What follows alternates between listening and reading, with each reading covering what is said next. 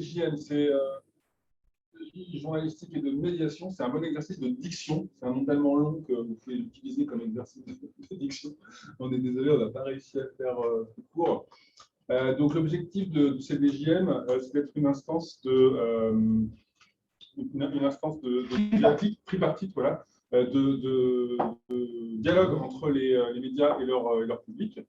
Avec notamment la possibilité pour le public de saisir le CDJM, donc c'est une forme de recours possible, lorsqu'un lecteur, un téléspectateur ou un auditeur considère qu'un journaliste n'a pas fait correctement son travail et n'a pas respecté les règles dont la profession s'est dotée, les règles qui figurent dans les chartes de déontologie.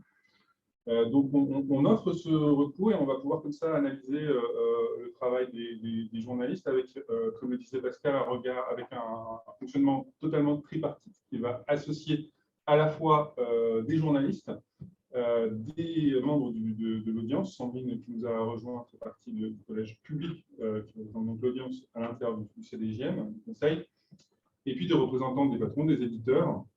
Et on va avoir ce triple regard sur le travail journalistique dont on est saisi.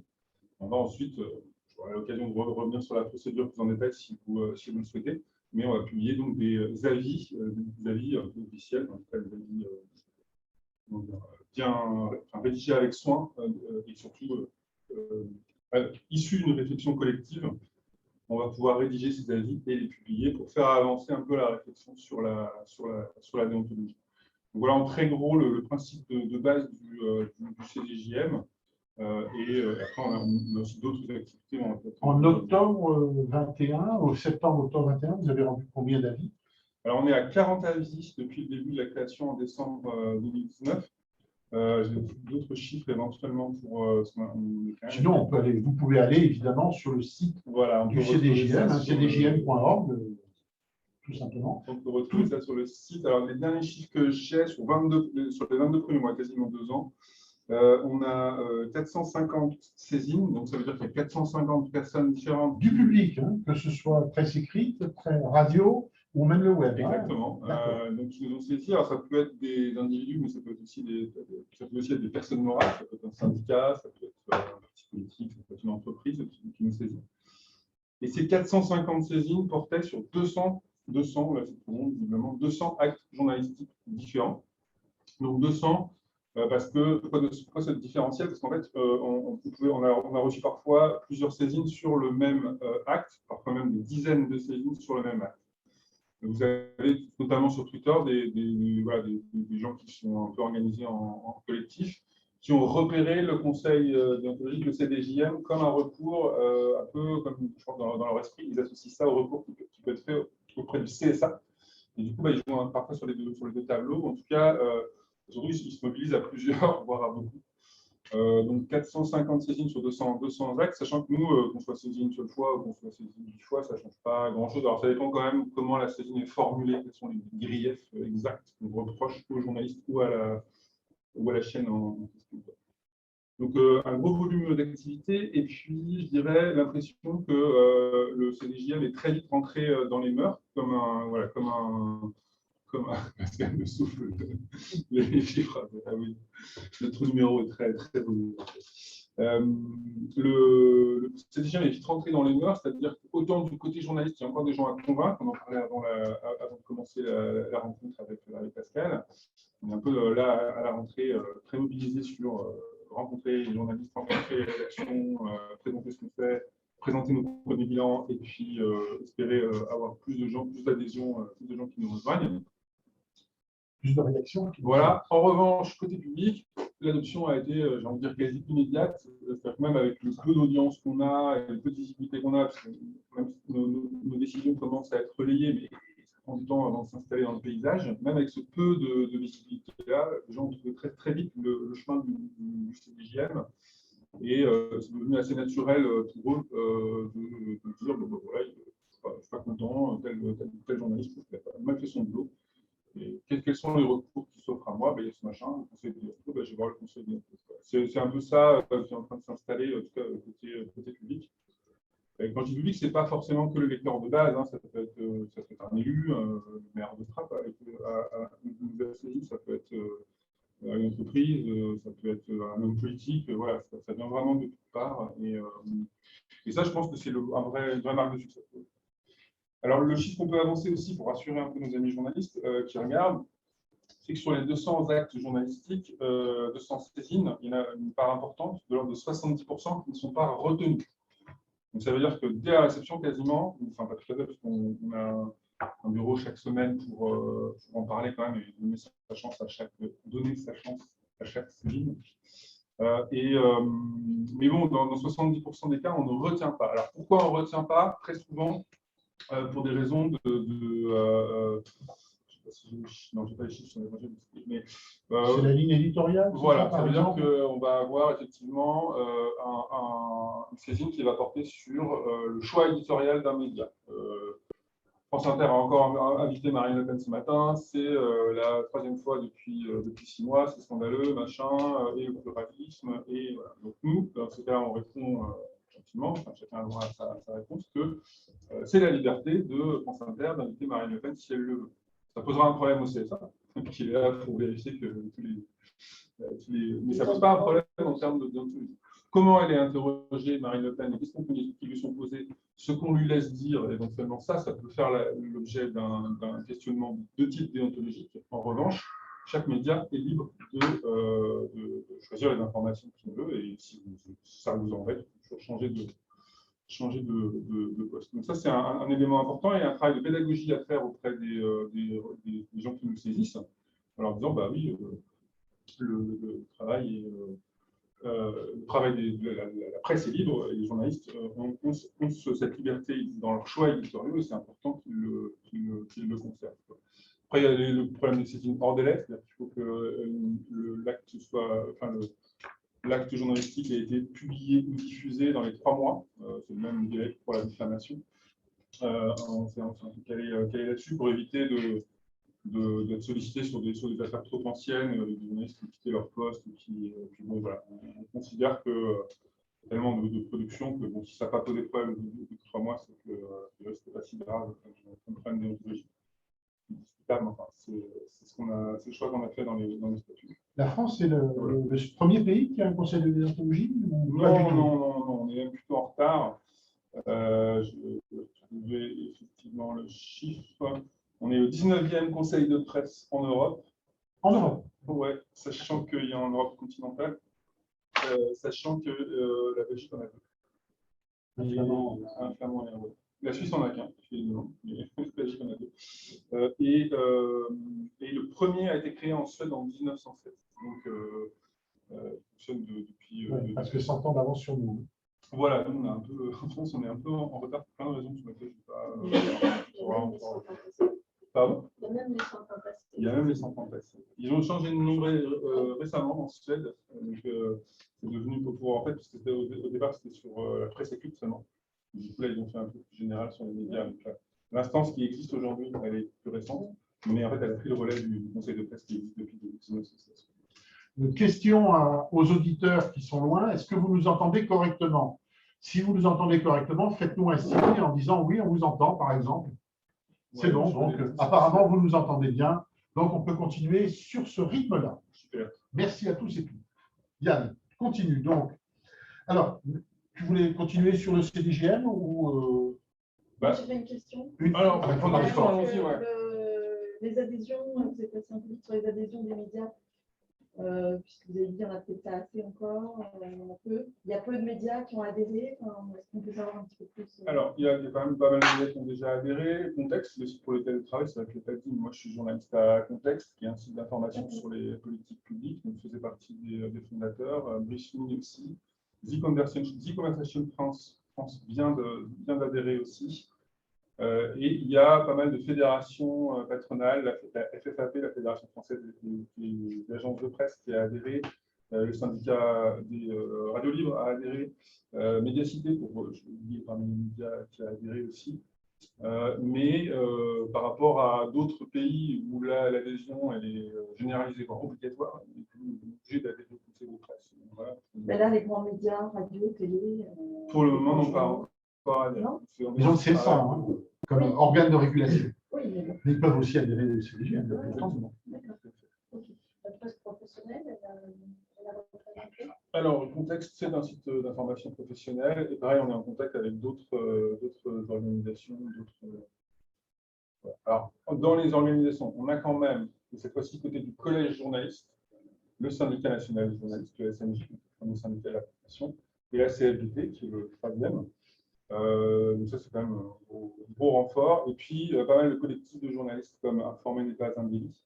On est en négociation avec d'autres collectifs un peu dans ce Et avec des écoles de journalisme. Les écoles de journalisme, comme l'école de journalisme de Lille. Voilà. Donc, on a une petite galaxie, on a 150 adhérents en tout, avec des individus et puis ces organisations. Et voilà. Maintenant qu'on a un peu fait nos preuves en termes de traitement et de saisine et d'organisation de tout ça, on espère bien sûr convaincre de nouveaux journaux de la ville. Les journalistes peuvent-ils adhérer à titre individuel?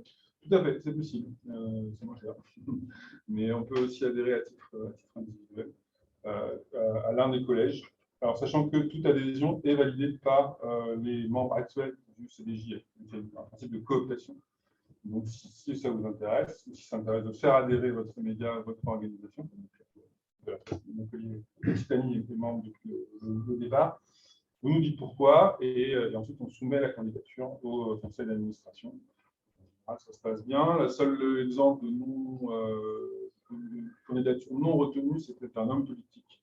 Alors, le statut prévoit qu'on n'accepte pas les hommes politiques au sein du CDJM pour l'indépendance par rapport au pouvoir en place. Vous disiez qu'il y avait, vous calquiez un peu sur le délai de prescription pour les diffamations de 3 mois, du coup. Est-ce que dans les avis que vous rendez, quand il y a un manquement qui est observé, il y a des suites en justice ou c'est juste, ça peut avoir des suites en justice ou alors c'est plutôt un avis destiné les professionnels qui jugent les professionnels? Non, c'est vraiment. Nous, on est. C'est pas un conseil de l'ordre, on est d'accord. Voilà, c'est la différence avec un conseil de l'ordre, c'est qu'il n'y a pas de pouvoir de sanction. La seule sanction, elle est symbolique. Voilà, on a 3 possibilités dans la vie. Soit on considère qu'effectivement, il y a eu un problème déontologique, on va dire que la saisine est fondée, que la personne a tout à fait raison de signaler ce problème. Soit on va dire que le journaliste a bien fait son travail, dans ce cas-là, la saisine est non fondée. Soit c'est l'un et l'autre, c'est-à-dire pour une partie des griefs, des reproches qui sont faits, c'est fondé, et pour l'autre, c'est pas fondé. Dans ce cas-là, c'est partiellement fondé. C'est un système de feu tricolore, vert, orange, rouge. Mais voilà, ça s'arrête là, c'est-à-dire qu'il n'y a pas de pouvoir de sanction, et j'ajouterais qu'on ne souhaite pas de pouvoir de sanction.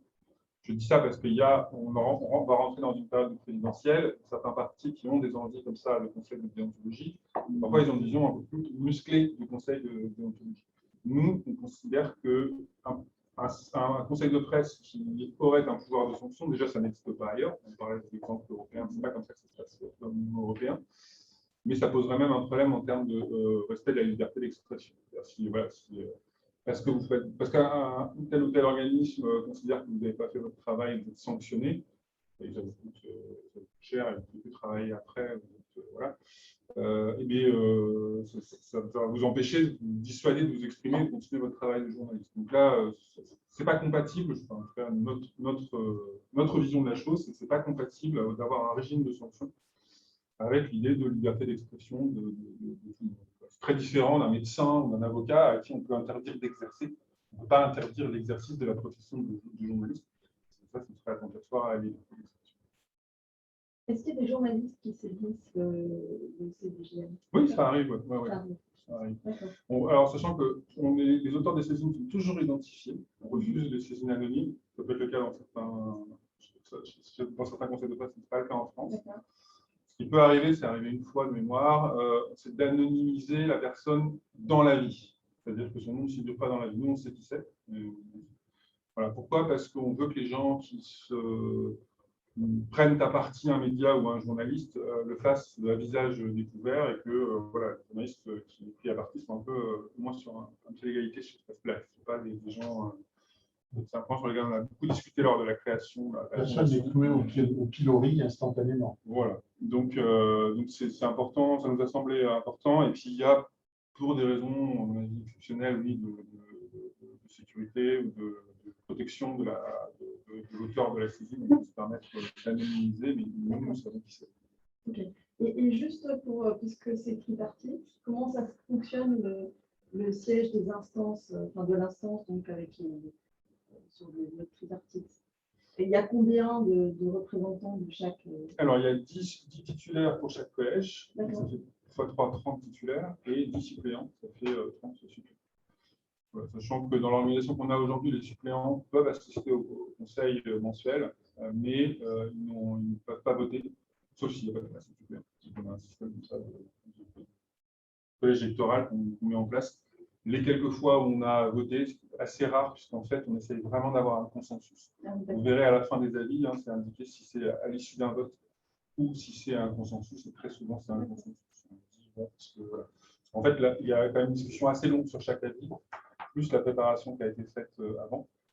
Et du coup, ça permet en général de dégager voilà, quelque chose sur lequel on se sent tous OK.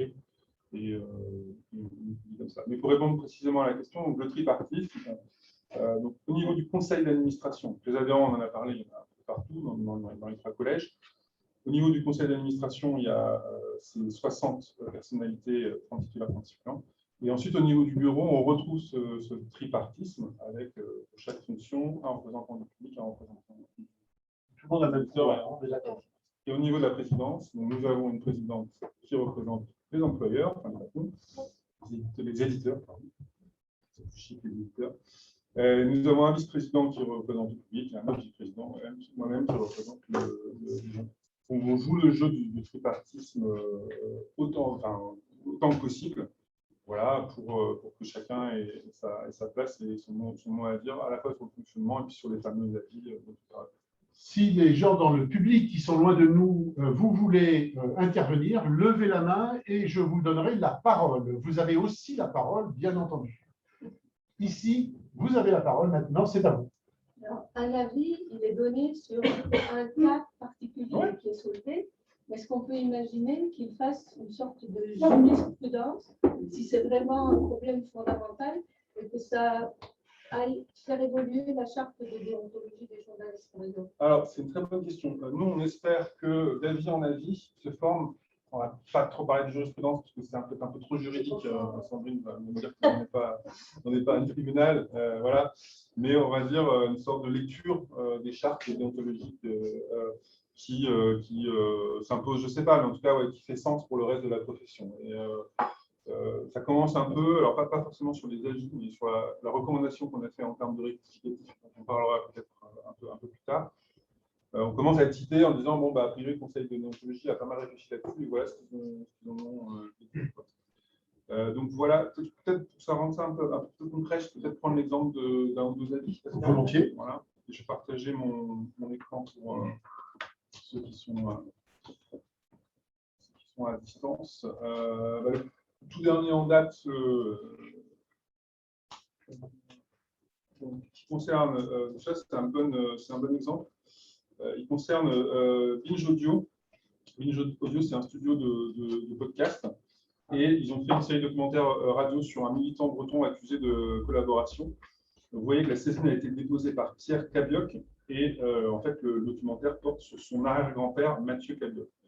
Et c'était une saisine assez douloureuse, en tout cas, je pense, pour le requérant, pour l'auteur de la saisine, Pierre Cabioc, parce que il voyait comme ça dans ce documentaire une histoire familiale compliquée et douloureuse qui était tout d'un coup remise sur le devant de la scène par le documentaire. Nous, on a fait notre travail, c'est-à-dire qu'on a contacté le média. Alors, en l'occurrence, Binge Audio ne nous a pas répondu dans cet exemple-là. On a écouté toute la série et on a fait un avis de saisine non fondé. C'est-à-dire qu'on a considéré que le journaliste avait fait correctement son travail, il avait interrogé une large partie de la famille, puisqu'il y a des querelles familiales, des non-dits, l'histoire voilà, que je vous épargne, mais qui sont évoqués dans le documentaire. Il a interrogé une large partie de la famille, il a mené des recherches au-delà, en allant voir des universitaires, en explorant des archives, et il a cité des témoignages à charge et à décharge, donc il a fait correctement son travail. On a considéré que la saisine était non fondée. Mais j'aime bien cet exemple parce que ça montre qu'on peut aussi prendre au sérieux la demande de quelqu'un qui est très énervé que son histoire familiale soit ainsi ressortie. et au final donner raison aux journalistes. Et je pense que ça reste un exercice intéressant d'avoir été jusqu'au bout et d'avoir examiné Ce que tu veux nous dire, c'est que toutes les saisines que vous recevez sont lues, sont examinées. De toute façon. Toujours, ouais. Voilà. Même Ce si n'est elles pas sont examiné par une retenues. personne, c'est examiné par Au minimum le bureau, ça c'est si jamais Voilà. la saisine n'est pas retenue. Et sinon, ce qui va se passer, c'est vrai que j'en ai pas parlé, mais on va demander, avant d'arriver à la rédaction et à l'adoption de l'avis, on va demander à un membre de chaque collège, on appelle affectueusement nous une triplette, un peu comme à la pétanque, on va avoir un représentant du public, un représentant des journalistes et un représentant des éditeurs qui vont se pencher sur la question, qui vont Ensemble. éventuellement, bien sûr, contacter le média pour avoir son son de cloche, c'est obligatoire, et puis fait quand même un travail d'enquête complémentaire qui consiste à lire d'autres articles sur le sujet, à contacter d'autres journalistes, éventuellement avoir des échos en interne de ce qui s'est passé, parce que forcément, les journalistes sont des bavards, donc parfois on met des infos sur ce qui s'est passé. Et donc au final, cette triplette va rendre une analyse, ensuite ça débouche sur un avis. Je prends un truc fondé pour avoir un autre exemple.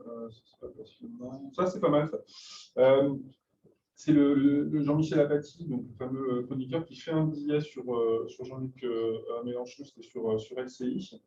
Et en fait, à l'intérieur, donc, le fait qu'on fasse un billet, un éditorial, ça ne pose pas de problème au CDJ. Le journalisme d'opinion existe, il est libre et c'est important qu'il le reste. En revanche, ce qu'avait fait Apathy dans cet exemple-là, c'est qu'il avait pris des extraits du discours de Jean-Luc Mélenchon et il l'avait coupé de manière qu'on a considéré pas acceptable d'un point de vue déontologique. On a considéré que des éléments essentiels à la compréhension des propos cités étaient coupés, ce qui en détournait le sens. Donc, si je regarde l'avis complet, on voit les exemples de coupes qui ont été faites. Donc, en gros, il accusait Jean-Luc Mélenchon d'avoir un certain attrait pour les leaders populistes ou autoritaires. Ce qui en soi est tout à fait le droit d'avoir cet avis et de le défendre, mais on voit ici les coupes qui ont été opérées ici. Pour ceux qui sont là. Mais en gros, il avait retenu un extrait de la citation qui donnait vraiment l'impression que Mélenchon était séduit par le personnage de Donald Trump et par les leaders autoritaires en général. Alors que si on lisait la citation de Jean-Luc Mélenchon dans son contexte, c'était beaucoup plus nuancé. Et on a considéré dans cet avis, en tout cas, que la coupe réalisée par Apathy n'était pas la manière dont il utilisait l'extrait concerné ne reflétait pas l'intégralité de l'information à transmettre. Que se passe-t-il quand un média donne une information qui ne s'avère pas exacte et qui après, parce qu'il a reçu un coup de fil d'un lecteur, d'un auditeur, d'un spectateur, fait une rectification ou refuse une rectification?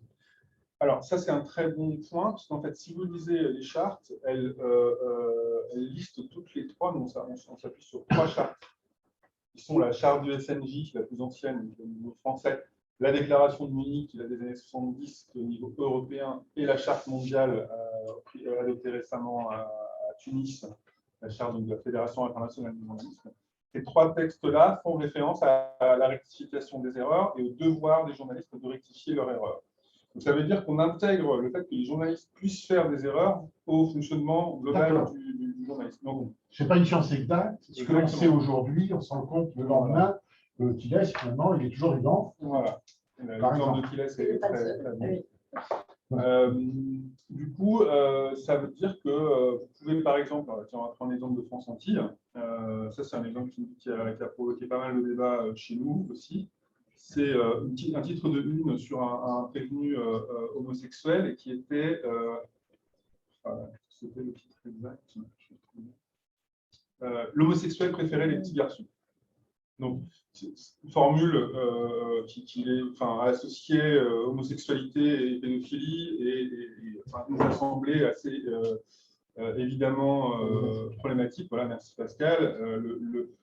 Le grief, le problème déontologique qu'on identifie là, c'est le non-respect de la dignité humaine qui figure dans la charte mondiale dont j'ai parlé, la plus récente, mais qui est aussi, je crois, dans la charte de SNJ. Elle a été mise à jour aussi, la charte de SNJ. Bref, sauf que là, ce qui s'est passé, c'est que de la part de France Antilles, il y a eu une réaction assez exemplaire. Ils ont présenté leurs excuses, ils nous ont retiré la couverture concernée, ils ont expliqué que ça ne reflétait pas leur ligne éditoriale, ils ont donné la parole ensuite à des représentants des associations de défense des personnes LGBT. Enfin, en gros, ils ont déployé un trésor d'énergie ensuite pour réparer leur erreur, enfin, en tout cas pour compenser leur erreur. C'est pour ça que si vous regardez la saisine finale, après moult réflexions, on a considéré que la saisine était justifiée, voilà, c'est la formule qu'on a adoptée, mais finalement non fondée. C'est-à-dire que le fait d'avoir mis en place tout ce dispositif après l'erreur permet finalement de respecter les chartes qui prévoient toute la possibilité d'une erreur, mais le devoir de rectifier cette erreur. Ça nous ramène donc à la rectification des erreurs dans la presse. Voilà, très bonne. Sauf que, excusez-moi, mais il y a erreur et il y a stigmatisation.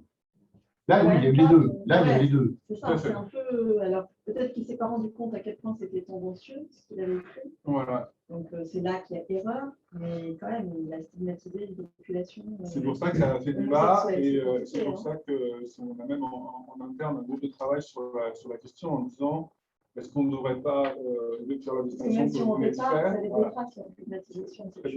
Très bien résumé.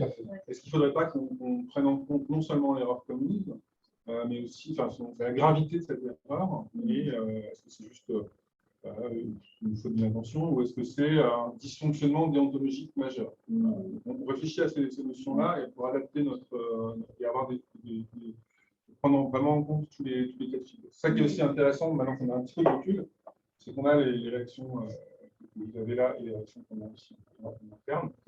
On dit, bon, on va affiner un peu, on va essayer de trouver les bonnes Est-ce que le public, les journalistes, le public peuvent s'adresser au CDJM en disant, vous faites une réflexion sur telle chose, sur tel sujet, est-ce que je peux en participer? Est-ce que je peux apporter moi ma contribution?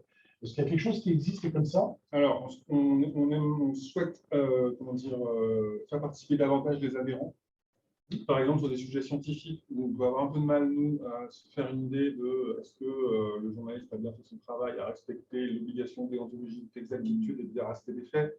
Si c'est sur des sujets comme l'efficacité de l'hydroxychloroquine, je pense maintenant on est à peu près tous au courant que ça ne marche pas, mais il y a une période où c'était quand même compliqué d'avoir un avis. Donc, est-ce que sur ces sujets-là, ça peut être intéressant d'avoir des journalistes scientifiques, par exemple, qu'on sollicite pour avoir un peu leur éclairage. Plus globalement, je parlais un peu du processus d'enquête. On prévoit la possibilité d'interroger les experts. Moi, je l'ai fait on l'a fait sur un avis qu'on a rendu sur la Corée du Nord, sur un traitement d'une info bidon sur la Corée du Nord. J'ai appelé Antoine Mondas, qui est un chercheur spécialiste de cette région-là. Et du coup, son éclairage était vachement intéressant. Juste lui, il a l'habitude de répondre aux journalistes, donc très vite, il nous a dit pas content du tout de la manière dont le journal en question avait traité l'info venue de Corée du Nord. Donc, ouais, on essaye aussi d'élargir, d'aller chercher de l'expertise, soit parmi nos adhérents, soit vraiment au-delà chez les universitaires. Juste sur le cas Zemmour, est-ce que vous avez été saisi, que ce soit sur le fond de ces chroniques ou sur la forme, c'est-à-dire le temps d'antenne qui lui est accordé, etc. Alors, on a un avis qui concerne tangentiellement, on va dire, Éric Zemmour, puisqu'en fait, Éric Zemmour, quand il est invité pour donner son avis, pour nous, il n'est pas forcément dans un travail journalistique. Il n'est pas en train de faire un billet, vous voyez, toujours ce recul. En revanche, Christine Kelly, qui reçoit Éric Zemmour, elle est en train de faire son travail de journaliste. Et même là, normalement, peut-être que c'est mieux de nous l'expliquer, pour recadrer, je ne sais pas, en tout cas, pour servir aux partenaires critiques, voilà, éviter les dérapages. Merci Pascal. Donc, quand Éric Zemmour, à l'antenne, dit que M. Taha Bouaf, qui est un journaliste et un militant, on va dire, très actif sur les réseaux sociaux notamment, mais sur les réseaux sociaux et dans les mouvements sociaux, quand Zemmour dit que Bouaf est un militant indigéniste et un militant islamiste, il décide que ça passe comme ça, c'est-à-dire que ni ceux qui revisionnent l'émission de Zemmour avant diffusion, parce que si on a bien compris, c'est léger différé pour justement éviter ce genre de truc. Si Christine Kelly n'ayant pas réagi à ça, on considère que ça pose un problème déontologique, c'est une accusation grave d'être un militant islamiste, dans un contexte pas très loin des attentats de Nice, de Charlie. Voilà. Non, enfin, en l'occurrence, c'était même peu après la décapitation de Samuel Paty. Donc on est dans ce contexte lourd et on laisse Zemmour dire ça. On considère que la journaliste n'a pas fait son travail, la saisine a été déclarée. Dans l'exemple très précédent au niveau des homosexuels, là, on a travaillé et on avait des reproches juste sur le titre et pas l'ensemble de l'article. C'est le titre qui pose le problème. Et du coup, on sait qu'il y a le journaliste qui écrit, des fois il propose son titre, mais des fois c'est réécrit derrière.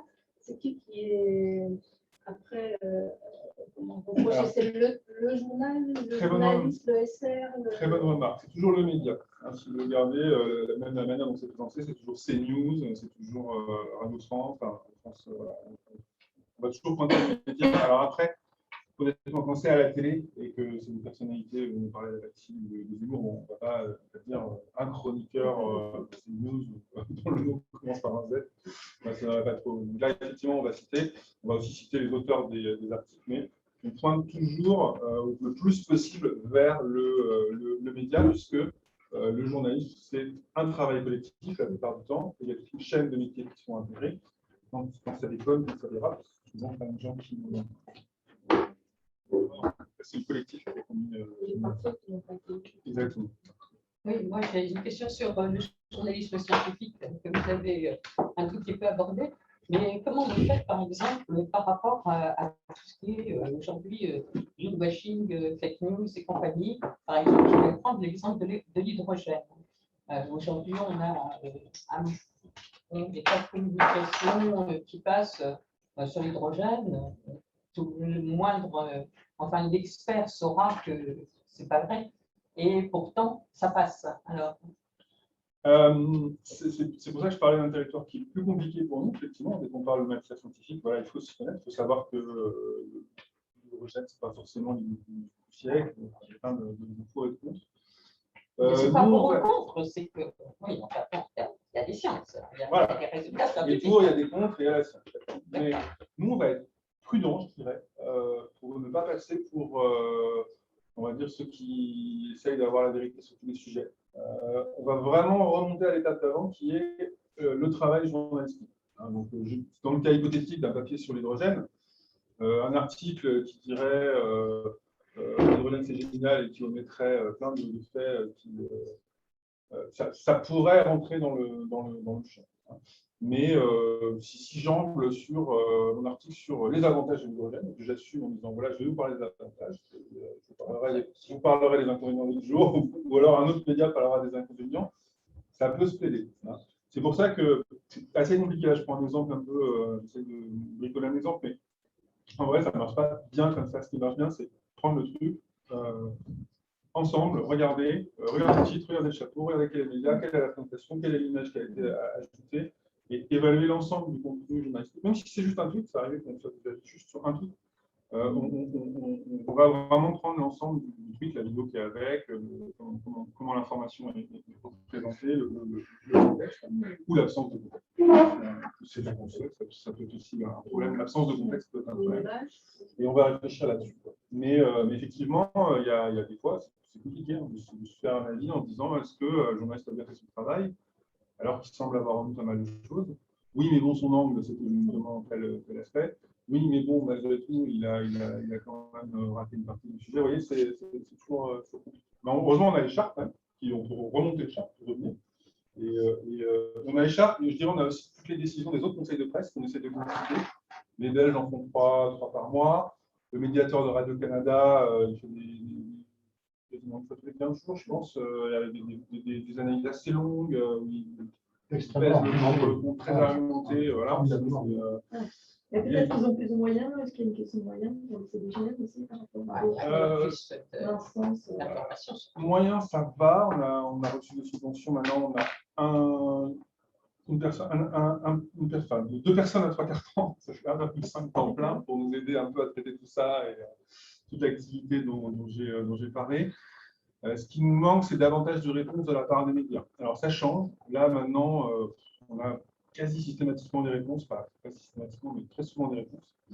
En fait, si les Belges, par exemple, prennent plus de temps que nous, ils ont des avis plus longs, c'est aussi parce qu'ils ont tous les médias sont de presse, pas de problème. Et tous les médias participent et ils ont un système de double aller-retour. C'est-à-dire la personne dénonce un problème, c'est envoyé une première fois à la rédaction envoie une réponse écrite, c'est renvoyé au requérant qui envoie qui dit bah, je suis toujours pas d'accord, et machin, c'est renvoyé de nouveau à la rédaction qui refait une deuxième réponse. Et ensuite seulement, le conseil de presse se décide avec tous ces éléments-là. Si vous lisez une décision du conseil de presse belge, heureusement il est résumé, parce que sinon c'est très... nous, on n'a pas ce processus-là. Alors l'avantage quand même, c'est que les Belges, ils mettent très longtemps à publier leurs avis. Ils sont un peu jaloux quand ils voient que nous, on est un peu plus réactifs. Et on a des avis qui sont peut-être plus digestes que les Belges. Il y a du pour et il y a du contre dans la chose. Mais c'est vrai que ouais, les conseils de presse qui sont installés depuis plus longtemps, ils ont vraiment bluffé par leur fonctionnement. Les Norvégiens, leurs réunions ne sont pas toutes, mais souvent diffusées en direct, comme on est diffusé là maintenant. Des cas de manière très ouverte comme ça. Ils vont dans les écoles de journalisme, où ils vont faire la séance du conseil de presse en public devant les élèves. Et en même temps, il y a un groupe d'élèves dans la salle d'à côté qui va travailler sur les mêmes cas et qui va rendre ces décisions en parallèle. Ils vont comparer à la fin du. Ils ont vraiment une. C'est là que ça rentre. Génial. Je note, avant qu'on continue dans notre discussion, qu'on a besoin d'experts, on a besoin de journalistes experts, donc on a besoin de journalistes scientifiques, on a besoin de journalistes qui sont spécialistes de la vigne, de l'agriculture, des métaux lourds et autre chose.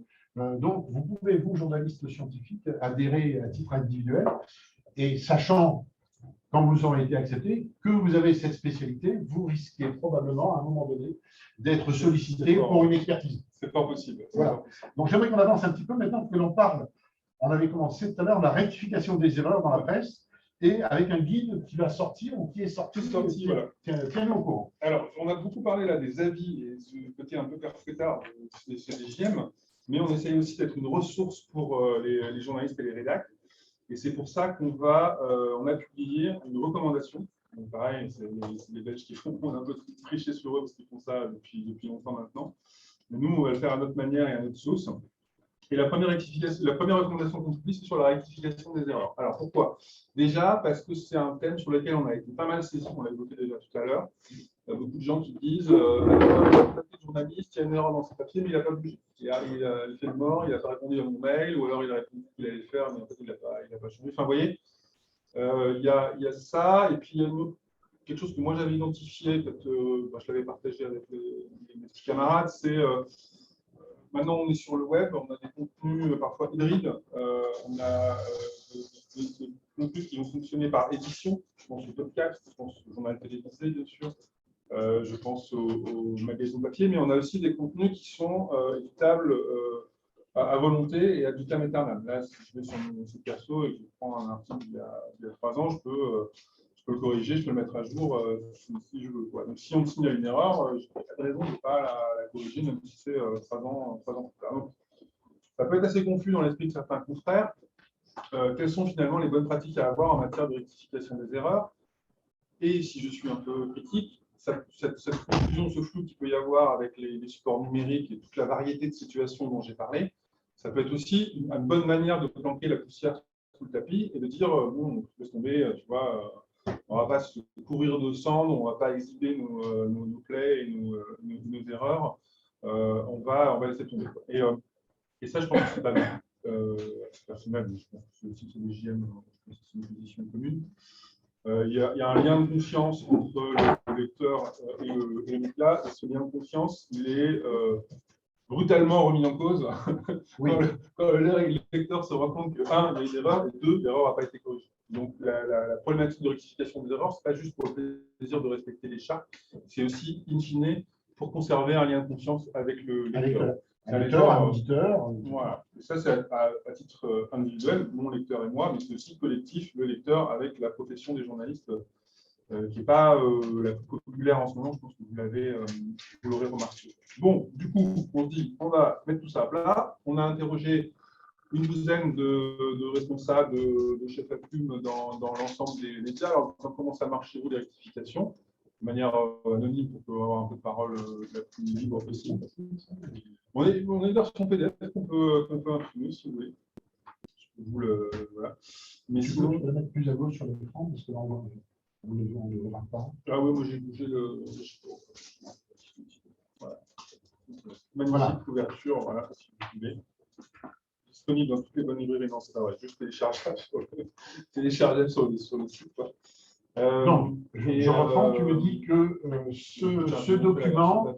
ce document est téléchargeable sur le site du CDG. Exactement. Donc, il y a une version, une page web, c'est plus standard, mais il y a aussi cette version PDF, si vous préférez. Ça peut devenir votre nouveau livre de chevet. Voilà. De cette consultation avec les différents rédacteurs en chef qui ont accepté de nous parler sur le sujet, il y en a pas mal qui ont accepté. On a des grands principes qu'on a émis. Donc, peut-être le plus important, c'est de dire que la poussière se met sur le tapis et pas sous le tapis. J'aime beaucoup cette image, j'aime bien le petit tapis de poussière. La rectification des erreurs doit se faire de façon systématique, rapide, explicite, complète et visible.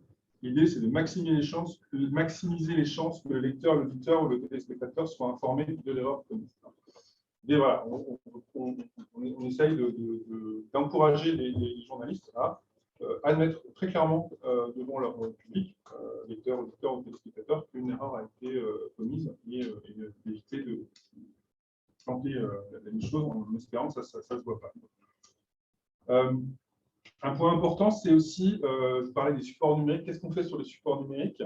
Ça peut être un peu compliqué des fois de trouver la bonne formule quand on a fait une erreur. Vous allez comprendre pourquoi je dis ça. Par exemple, une demande qu'on a souvent, une discussion qu'on a souvent, c'est est-ce qu'il faut supprimer un contenu quand il y a une erreur importante dessus?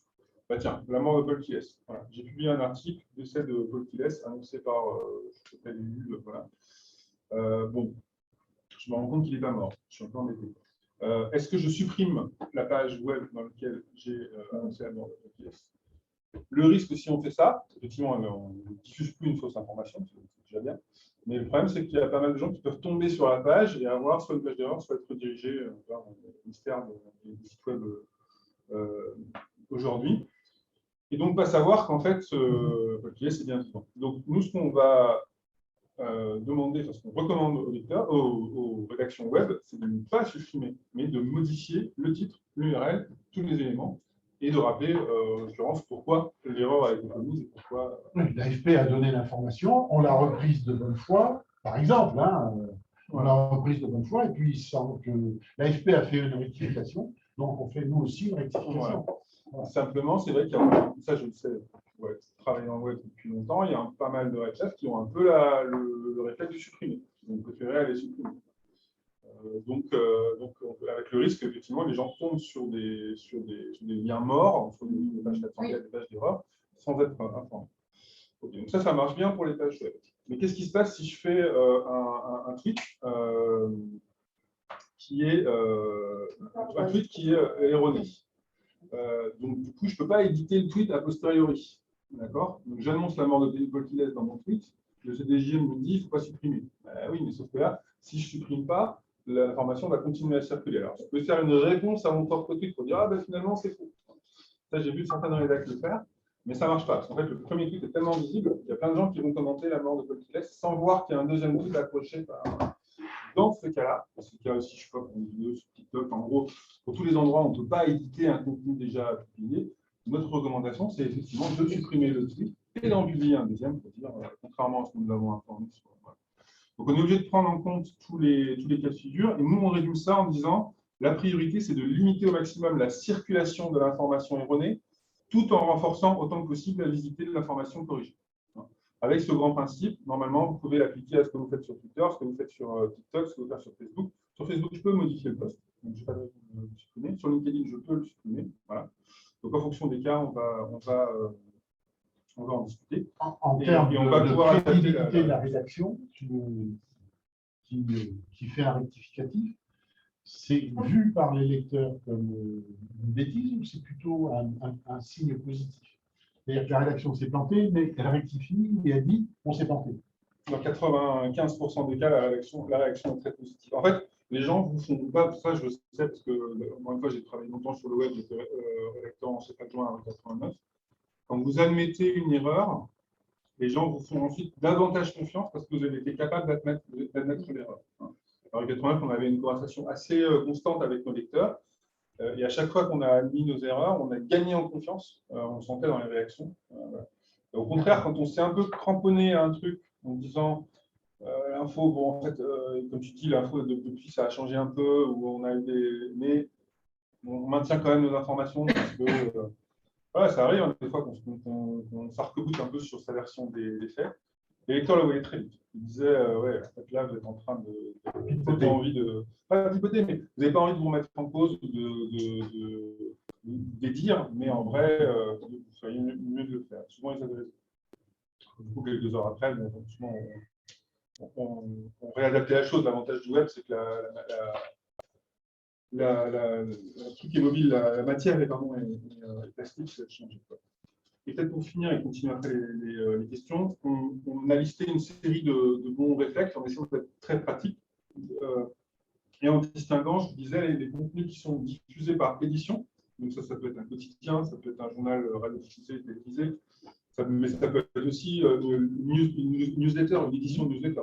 Quand j'envoie ma newsletter, ben, je ne peux pas corriger après. Hein, c'est vraiment impossible d'aller dans les boîtes mail de chacun pour corriger les voix.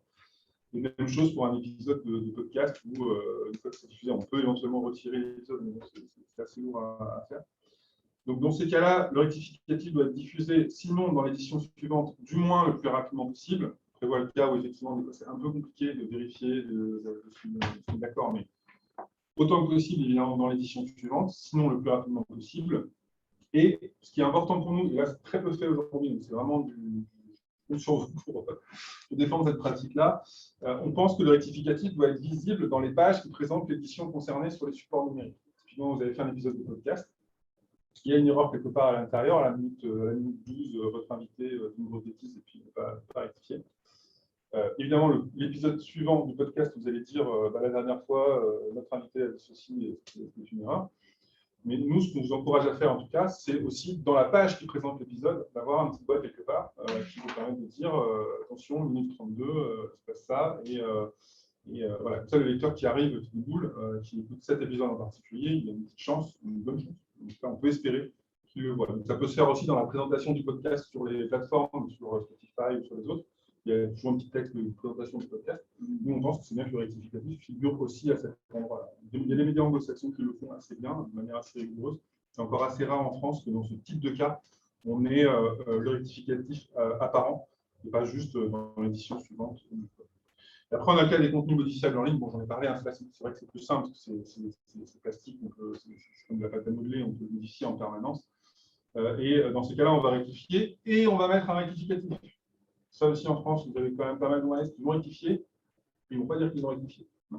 Donc, la bonne pratique, c'est de signaler ce rectificatif. Si ce n'est pas très grave, on vous recommande de le mettre en bas de page. Ce n'est pas une grosse erreur. Si c'est une erreur importante, type disparition de Paul Kiles, là, on vous recommande de mettre plutôt en haut de page pour attaquer frontalement le problème et dire voilà ce qui s'est passé et voilà la vraie info. Donc, deux types de contenus, par édition et modifiable en ligne. Normalement, vous devriez à peu près tous retomber dans une case ou l'autre. Vous me direz si ça fonctionne ou pas. Et après, on va distinguer ce qui relève d'une erreur bénigne pour nous. Donc, on va avoir une erreur bénigne. Alors, qu'est-ce que c'est? On s'est creusé la tête parce qu'il ne faut pas non plus que tout rentre dans l'erreur bénigne. Hein. Ça peut être une faute d'orthographe dans un nom propre. Ça peut être un chiffre qui est erroné, mais le décalage avec le chiffre réel n'est pas vraiment significatif. Ça peut être une formulation imprécise, mais qui n'a pas de conséquences sur le fond de l'information. Dans ces cas-là, vous allez rectifier. Oui, forcément. C'est une rectification ou c'est une mise à jour? On n'est pas loin de la mise à jour. D'accord. Effectivement, c'est la faute d'orthographe dans un nom propre. Voilà. On vous encourage à signaler la rectification quand même si c'est bénin. Honnêtement, on ne se fait pas beaucoup d'illusions sur le fait que vous allez le faire, à part le New York Times qui va signaler une erreur même sur une lettre dans un nom propre. Ça fait des rectificatifs assez rigolo avec des noms polonais, tu sais, ils sont trompés, donc il y a un Y à la place du U quelque part, et du coup, ils font le rectificatif pour dire, voilà, et tous les ans, ils font la liste de tous leurs rectificatifs. Voilà. Un dictionnaire. Ah oui, Le New York Times, on fait ça, ouais, c'est vraiment dans les pratiques. Bon, il y a beaucoup de journaux qui vont dire ah, ça va, c'est juste l'orthographe d'un nom propre, on va pas faire rectifier monsieur machin, ça met. Bon.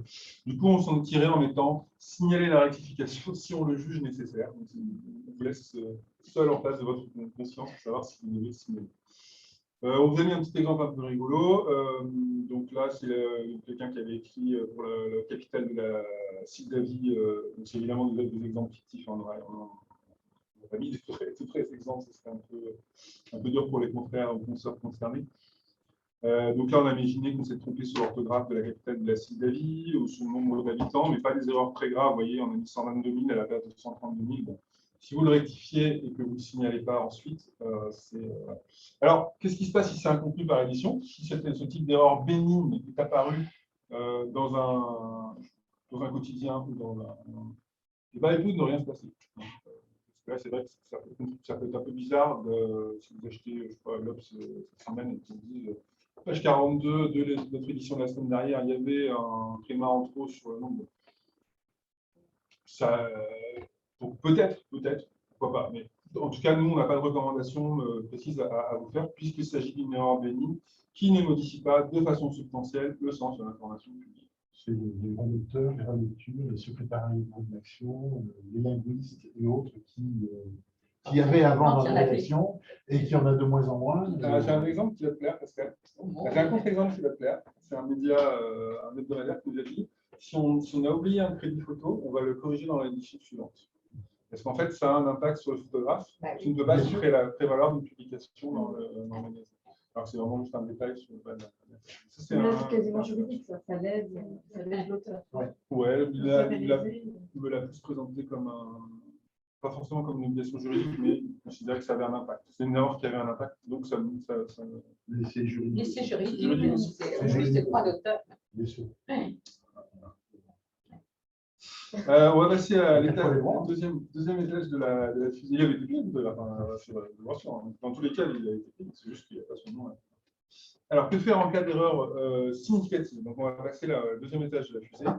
Dans ces cas-là, on va modifier de façon substantielle le sens de l'information publiée, mais l'information reste globalement valable. Donc, confusion de personnes, par exemple, erreur sur une localité ou une date, chiffre erroné avec un décalage significatif avec le chiffre réel, image inadaptée pour illustrer le sujet concerné. On a été saisi, je me souviens une fois, pour une histoire de machine agricole, on voyait, Je travaillais dessus. Champ de colza. C'était pas du colza, c'était pas du colza, ou alors la machine qui était dans le champ de colza, c'était pas la machine dont il était question dans l'article. Donc ça fait partie des choses qu'on peut rectifier et qui modifient quand même de façon substantielle le sens de l'information publiée. S'il s'agit donc d'un contenu par édition, vous allez vouloir rectifier rapidement l'erreur dans la présentation de l'édition concernée sur les supports numériques. Je vous ai donné l'exemple du podcast, par exemple. Vous allez rajouter un petit message pour dire qu'il y a une erreur dans cet épisode du podcast. Et ensuite, vous allez rectifier l'erreur dans l'édition qui suit. Si c'est du podcast, vous allez dire il y a 15 jours, dans l'épisode que nous avons publié, qui paraît de ci ou de ça, il y a une erreur qui a été faite. Si jamais c'est un contenu modifiable en ligne directement, vous allez rectifier rapidement le contenu concerné. Cette fois-ci, vous allez signaler la rectification. Ça fait partie des impératifs. On vous a mis quelques exemples de présentation possibles. Évidemment, la présentation est libre. Vous pouvez indiquer l'heure de modification, ou juste le jour. Voilà. L'idée, c'est vraiment de faire preuve de transparence quand une erreur significative a été commise. Et enfin, on arrive au cas de la mort de Copyless. Que faire en cas d'erreur grave? Donc, une erreur grave modifie complètement le sens de l'information. Au point où celle-ci n'est plus conforme au fait. Copyless est mort, effectivement. Il peut s'agir de l'annonce prématurée d'un décès, c'est la question qu'on pense. La diffusion d'un document vidéo truqué ou altéré, la fausse interview de Castro par PDA, les plus anciens d'entre nous s'en souviennent. La publication d'un témoignage qui se révèle inventé, c'est des choses qui arrivent. Donc là, il faut vraiment sortir l'artillerie lourde. On va modifier en urgence les pages de présentation de l'édition concernée. Là, on se dit, il est possible qu'on souhaite retirer l'édition concernée. Et dans ces cas-là, on vous recommande de conserver la page d'atterrissage. Si vous avez fait votre une sur la mort de Paul Quilles, avec Paul Quilles est mort en couverture, vous allez avoir envie de supprimer le PDF que vous mettez en accès pour arrêter de diffuser cette information qui est fausse. Mais on vous recommande de conserver la page qui contenait la couverture fausse. Et là, évidemment, vous allez indiquer que en fait, Paul Quilles est mort. L'idée, c'est que, toujours pareil, l'URL d'origine doit rester active. Pardon, là. Tu demandais. Vous écrire en gros faux. Ouais, ou là, vous pouvez écrire en gros faux sur la couverture. Si vous... Pas encore. Pas encore. Oh, C'est le terrain visuel fort, parce qu'en fait, je pense que ce visuel-là circule sur les réseaux sociaux. Mais je ne sais pas tout mettre dans ma vie d'imaginer un gros temps. Pour rectifier l'erreur dans l'édition qui suit, on présente ces excuses. On a longuement réfléchi à ça, mais on considère que dans ces cas-là, c'est bien que les rédactions présentent leurs excuses. Ce n'est pas si courant que ça, malheureusement. Présenter les excuses à la fois aux personnes concernées et à l'audience. C'est aussi à eux que vous avez fait une mauvaise manière en commettant cette erreur. Et on va vous demander aussi, on vous recommande en tout cas, de préciser dans quelles conditions l'erreur a été commise. Alors, dans le cas de Paul Quilles, ça a été plutôt bien fait, de ce que j'ai pu lire moi. Parce que là, le ratage est tellement fort que tout le monde est un peu obligé tout le monde se sent obligé de raconter pourquoi l'AFP, par exemple, n'a pas expliqué ce qui s'est passé. Moi, j'ai vu, je ne sais plus quel autre média qui l'avait annoncé, qui expliquait de manière assez détaillée. Pour les contenus modifiables en ligne, toujours pareil, on rectifie l'urgence, on rectifie en urgence, pardon, je vais y arriver, mais sans supprimer la page. On essaie d'éviter les liens morts et compagnie. Et puis, on va expliquer là aussi dans quelles conditions l'erreur a été établie. Donc là, j'imagine la mort de Tintin avec un journal qui a annoncé par erreur, le petit 20e qui annonce par erreur la mort de Tintin et qui présente ses excuses de proches. Explique pourquoi ils ont annoncé la mort de Tintin. Voilà. Est-ce que ça renforce la crédibilité du média? C'est une fois de plus ces rectifications? Ou est-ce que tu penses que les lecteurs, les auditeurs, les spectateurs vont se dire une fois de plus, ce média nous raconte des bêtises? Dans votre réflexion, on est à quel niveau? Si vous êtes obligé de faire des rectificatifs dramatiques comme ça, régulièrement, tous les oui. 15 jours, ça, pour ce que le lecteur, au bout d'un moment, va commencer à. Voilà. Il va dire c'est de l'autobiographie, mais l'autobiographie, c'est de l'autobiographie. Voilà. Après, tant pis pour le média. Voilà.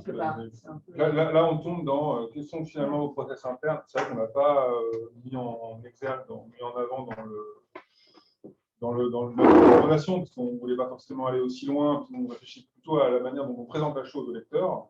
Mais il y a des cas où ça provoque du remue-ménage en interne. Après l'annonce de la mort de Tassou. Oui. Voilà, la dernière fois, il y a eu plusieurs chefs qui ont été mis dans votre service. Enfin, il y a du remue. Ça relève davantage de l'organisation interne de la rédaction. Nous, ça nous concerne un peu moins, même si on peut avoir un avis sur quel process de vérification vous avez en tête, qu'est-ce qui se passe avant la publication. Mais tu fais une différence, tu fais un distinguo entre l'erreur et le fake news, on est bien d'accord. On ne parle pas du tout de la même chose. Oui, c'est aussi intéressant parce que c'est un peu. L'interview de Fidel Castro, la fausse interview, c'est un pitonnage. Il y a eu un montage. C'est vrai. Ben ouais, c'est plus une erreur. C'est vraiment de la fake news. C'est une fake news pour celui qui l'a produite. Mais en revanche, pour le média qui l'a diffusé, je ne sais pas dans quelle mesure j'étais au courant que c'était une possibilité. Ah, d'accord. C'est ça ça arrive, il y a eu un gros média allemand, je sais pas, qui avait un reporter au Moyen-Orient, je crois. Pendant des années, qui a pendant des années, qui a fait les tours reportages, qui a dit non, c'est quoi. Ça se aperçut très bien. Ouais. Je ne sais pas pour la fausse interview qui il me semble que c'était le combien de temps ça a pris. Mais pour le Spiegel et pour le New York, Spiegel. il me semble que c'était le Spiegel. Ouais. Et le New York Times, ça avait même pas la même. Jason Day, je crois. Les deux ont été assez exemplaires dans la façon ensuite de rouvrir le dossier, de refaire les enquêtes et d'être très transparent sur une fois que le truc a été découvert. C'est vrai que moi, je ne mettrais pas ça forcément dans la même catégorie parce qu'il y a une volonté délibérée de manipuler l'information. Mais bon, du point de vue du média, c'est plus grave, d'accord. Mais du point de vue des médias, je pense que les réflexes sont les mêmes, il faut rectifier. Et comment on rectifie C'est vrai que là encore, les lourds exemples sont souvent plus à l'étranger qu'en France.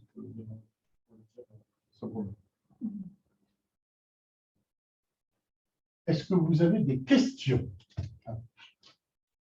Oui. Moi, d'abord, je vais me présenter, Philippe Chiverski, je suis le nouveau correspondant de l'AFP à Montpellier.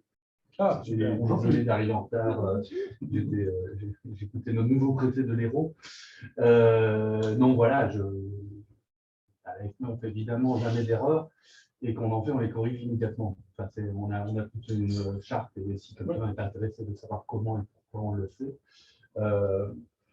Évidemment, on précise, on fait une nouvelle version, on rectifie, on précise où est l'erreur. Merci de bien lire 42 000 et non pas 62 000 comme indiqué par erreur, soit de à nous, soit comme l'avait indiqué le préfet, etc.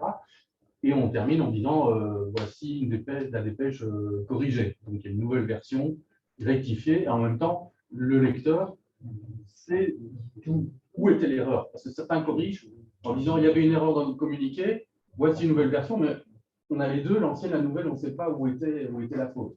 Donc moi je pense qu'il faut dire, voilà, on s'est trompé à cet endroit-là, c'était ça l'erreur, voici la nouvelle version. Donc là on a tout.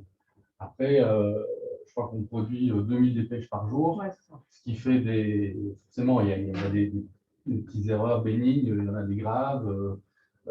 Sur Piles, on a reçu une note ce matin expliquant ce qui s'était passé et nous remettant une couche sur l'annonce des décès, disant on cite uniquement les sources autorisées, c'est-à-dire la famille, l'éditeur, etc. Et on lui demande comment il le sait, pour éviter qu'il l'ait entendu à la radio. Moi, je me souviens, j'étais à Bruxelles, on a annoncé, Reuters aussi d'ailleurs, la mort de Yasser Arafat, en citant le Premier ministre luxembourgeois qui arrivait à un sommet, Jean-Claude Juncker, qui arrivait à un sommet à Bruxelles. Il sort de sa voiture et il dit ah, je viens d'apprendre le décès de Yasser Arafat, c'est vraiment triste, etc. Bon, tout le monde alerte, décès de Yasser Arafat, entre parenthèses, Premier ministre luxembourgeois. On l'a fait, Reuters l'a fait. Et en fait, ce qui se passait, c'est qu'il était dans sa voiture entre Luxembourg et Bruxelles, en ligne avec des journalistes luxembourgeois. Non, c'était son porte-parole. Et ils étaient ensemble dans la voiture et le gars bavardait, le porte-parole, avec des journalistes à Luxembourg, qui lisaient des dépêches disant rumeur de décès de Yasser Arafat selon des médias israéliens. Et donc, c'était des rumeurs, le gars n'était pas mort. Et il sort de sa voiture et il reprend. Et nous, on alerte comme si c'était la confirmation. C'est devenu une confirmation. Et il est redescendu, Juncker, une demi-heure après, en expliquant ça à la presse, en disant j'avais entendu à la radio, mais apparemment, ce n'est pas vrai, je me suis trompé. Évidemment, je ne sais pas à ce jour-là, mais on s'est fait taper sur les doigts en disant on n'annonce pas la mort de Yasser Arafat qui est à l'hôpital à Paris, selon le Premier ministre luxembourgeois. Soit c'est les Israéliens, soit c'est l'autorité palestinienne, soit c'est le président Chirac, parce que les pays doivent le savoir sérieusement, mais on ne peut pas faire ça. Donc voilà. Donc, quand on se plante, on corrige, c'est la règle, etc. Et on explique où on s'est planté et on fait une nouvelle version. On a aussi fait exposer des navettes spatiales qui allaient très bien. Enfin, voilà. Et, donc, on corrige immédiatement, on précise d'où vient l'erreur, on précise pourquoi, ce qui s'est passé selon avait annoncé le préfet ou selon une erreur de notre part, et une nouvelle version. On fait 2-3 000 dépêches par jour. On en fait donc par an dizaines de milliers. Et 10 ans plus tard, on nous reparle encore de Francis Bouygues. Donc, c'est la crédibilité, on l'a construit petit à petit par des centaines et des centaines de dépêches et qu'on la tue en une seule dépêche. Et c'est Bouygues, c'est 2015, c'est pas 10 ans, mais presque. C'est une catastrophe industrielle chez nous. Alors, on n'a pas viré des gens, mais effectivement, on a écarté le rédacteur en chef France, qui était rédacteur en chef à ce moment-là. La chaîne de vérification n'a absolument pas fonctionné. La source, c'était un élu d'un village voisin de la commune où Francis Bouygues a. Voilà, une confusion. Donc, le correspondant détaché, des desks qui ne font pas leur travail de se dire on ne donne pas Francis Bouygues, c'est aussi le patron de TF1, il a un service de presse. Enfin, je veux dire, en plus, c'est nos clients. Donc, rien n'a fonctionné. Donc, catastrophe industrielle, donc remise en question, donc traumatisme tous ceux qui étaient dedans, etc. Donc voilà, on essaie d'éviter. Alors, on peut aussi annuler des dépêches quand c'est complètement faux, c'est des annulations. C'est pire que la rectification, hein, l'annulation et une nouvelle dépêche suivra. Ben voilà, je ne vais pas trop m'étendre, je vais juste me présenter, comme d'habitude, j'étais un peu long. Et voilà, on peut voir si les gens ont des questions sur comment on procède. Et alors, je suis belge aussi, donc on parlait du conseil de déontologie belge. Je reçois leurs avis effectivement régulièrement. Donc, je fais feuiller dans tout cas. Bon, Est-ce que la question, c'est la rapidité, en fait? Parce que souvent, on se dit ça. Il y a un moment donné, on se dit, bon, on va publier parce que sinon, il faut qu'on soit les premiers. Et parce que, Alors, la pression, la pression est là grande. tout le temps, mais c'est vite et bien. Ouais. Vite et bien. Ouais. Le plus vite possible, le mieux possible. Donc, voilà. Ouais. Mais s'il faut choisir, c'est bien. Bon, je Voilà. préfère rester 2-3 heures là depuis Non, 3 mais semaines. du coup, quand il y a erreur, c'est peut-être parce qu'il y a un moment donné où il y a eu un choix qui est. Bah oui, Ouais, il faut pas. oui, alors on a aussi on peut aussi avoir des tuyaux crevés. L'erreur, elle vient de nous parfois. Parfois, c'est la source qui se prend. Moi, je me souviens, on avait annoncé, il y avait un petit garçon qui s'appelait le petit Youssef qui a disparu à la frontière franco-belge. On a annoncé qu'on l'avait retrouvé mort, alors qu'en fait, non. Les recherches se continuaient. Et là, la source policière, qui était une source apparemment le bureau de Lille la connaissait, il avait toujours été fiable, il s'est planté. En fait, il y a dû y avoir une communication interne, il fouillait un canal, les plongeurs. Et la communication interne à la police dit ouais, positif, on a retrouvé quelque chose, etc. Le flic entend ça. On avait un photographe au bord du canal qui voit qu'on sort quelque chose de l'eau. Donc le collègue au bureau de Lille téléphone à la police. Alors, vous avez trouvé quelque chose, le petit Youssef et le flic dit oui. Et donc à 12h55, on alerte, on a retrouvé le petit Youssef dans le canal. Ça fait l'ouverture de TF1, de Canal+, etc. On l'annule à 13h10 parce que c'était faux. Et là, Pernod dit l'AFP nous dit que tout compte fait, on ne l'a pas retrouvé. Évidemment, ils n'avaient pas sourcé l'AFP quand on dit on l'a retrouvé, mais comme il y a une connerie, c'est l'AFP qui nous dit que voilà. Donc voilà, vite et bien, on fait ce qu'on peut. Alors effectivement, le directeur de Lille s'en est beaucoup voulu, il était à 1 an de la retraite et il termine par ça. Ils ont utilisé qu'une source.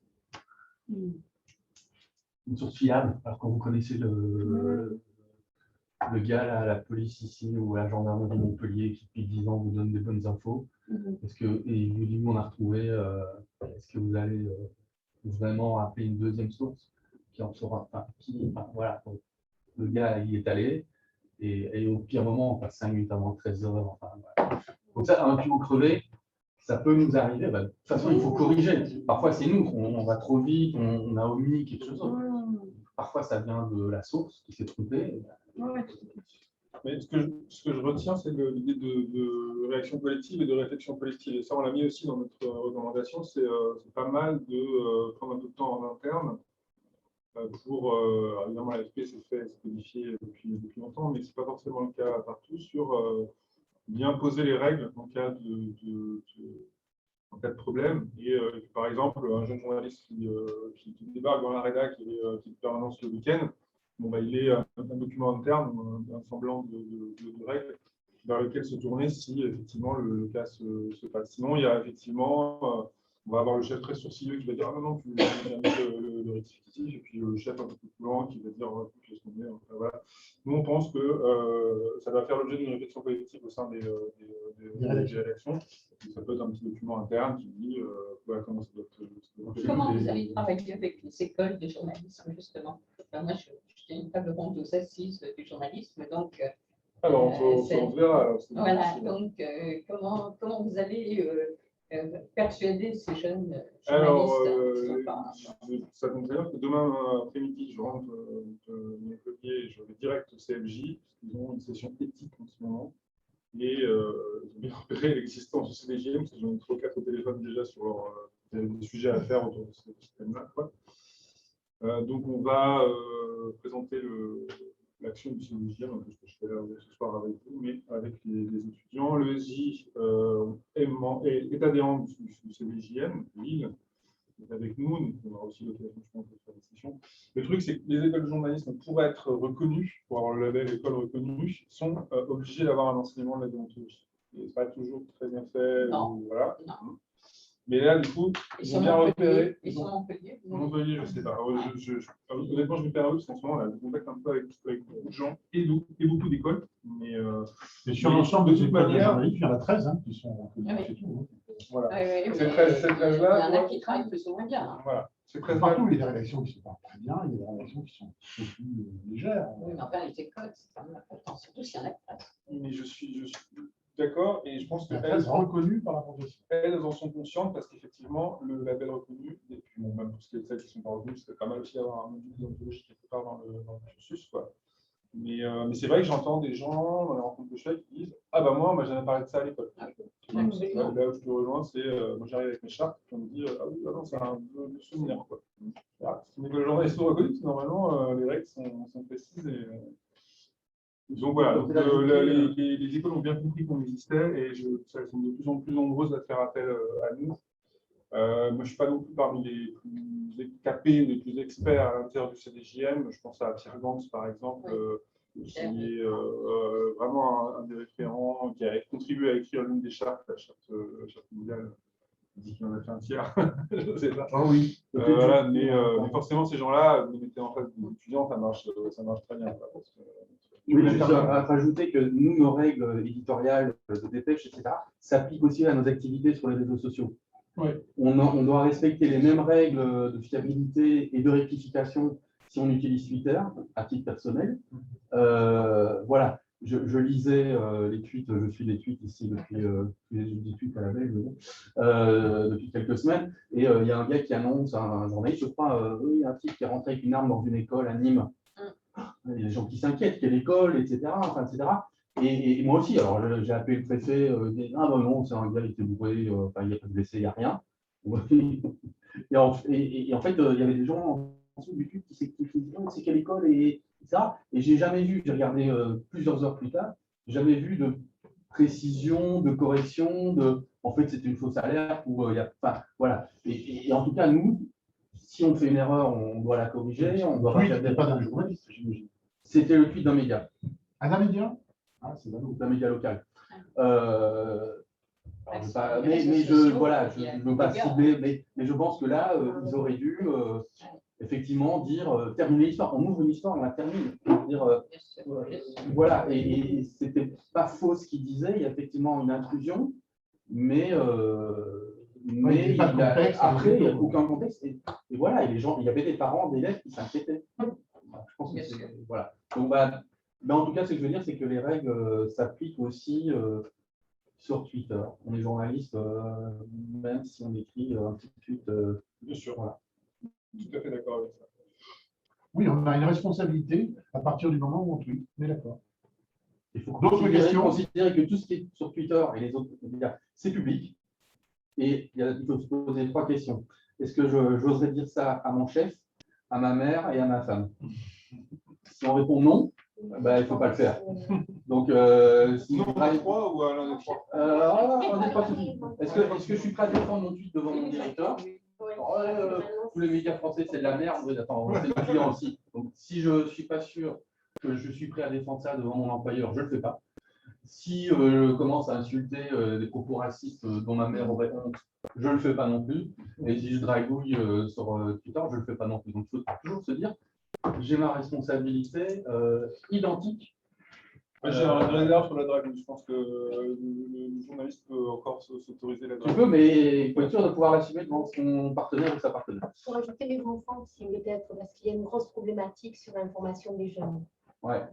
Justement, je rebondis, merci. Le Club de la presse, je ne sais pas si vous le savez, a créé depuis 2016, avec Dominique Antoni, une structure qui s'appelle Esprit Critique.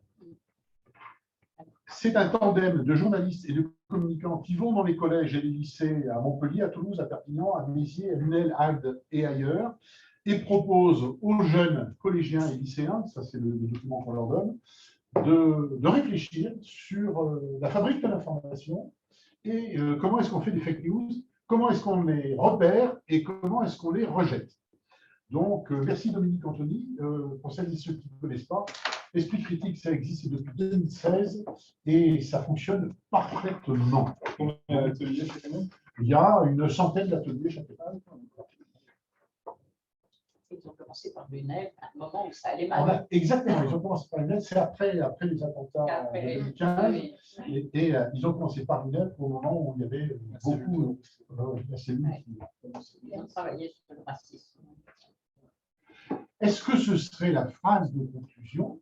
Je te la laisse si tu veux. Non, non, mais je suis ravi. Et puis, alors, moi, je reste encore quelques minutes. Donc, ça m'intéresserait d'avoir, de manière informelle, quel regard vous portez sur le CDJM et sur notre action, puisque maintenant, on commence à avoir un petit bilan. Donc on s'arrête là, nous on va continuer en aparté et en privé. Merci à toutes celles et ceux qui nous ont suivis. Je vous souhaite une bonne soirée. Merci toi Yann d'être déplacé ici. Merci aux membres du CDJM d'être là aussi. On se revoit pour une prochaine conférence bientôt. Merci Pascal. Merci.